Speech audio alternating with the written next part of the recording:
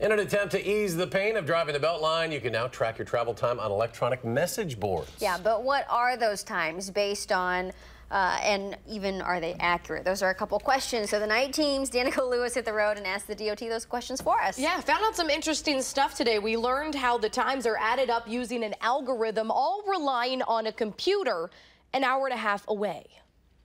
At the end of a long day, the last thing we want is a long drive.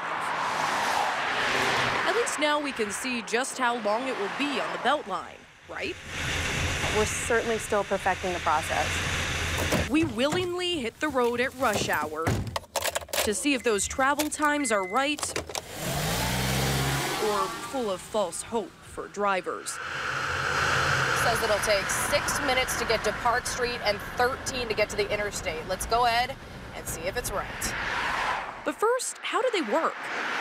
With the new signs came new detectors. Those detectors track Bluetooth signals coming from cars or cell phones. That information is fired off to DOT computers in Milwaukee. Then some math, a lot of math. The detector calculates the time it takes a car to go from one to the next, and then that time is averaged with other times, and then we get our travel times. The times are supposed to refresh every few minutes. The DOT has only received 2 complaints about commute calculations on the Beltline, one from a project manager, the other a tweet about an inaccurate time for University Avenue. If we're alerted to an issue, we'll blank the sign. We'd rather have no information than bad information, certainly. Coming up on the interstate exit right now, and we're a little bit shy of 16 minutes. But whether to Mineral Point or Park, Southtown or the interstate, if your tires aren't moving at the advertised pace, don't keep it to yourself. We monitor these all over the state, so we can't always have our eyes just on the Beltline. But if people see issues, by all means, let us know and we'll look into it.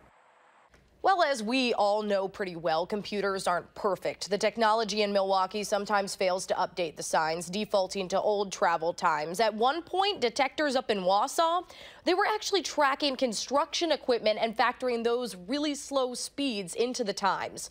If you've experienced a problem with these boards, the DOT does want to know about it, and the contact information will be up on channel3000.com and our Facebook page. And tonight, again, we only were a few minutes off from our commute from the west side over to the interstate. So I don't know. Not too bad. Yeah, not too bad in my books, but you know, I think we've heard off and on maybe some concerns with these. So we'll see. Well, I'm glad that you tracked it for us. Yeah, Tested absolutely. it out. Thanks, Danica. Sure.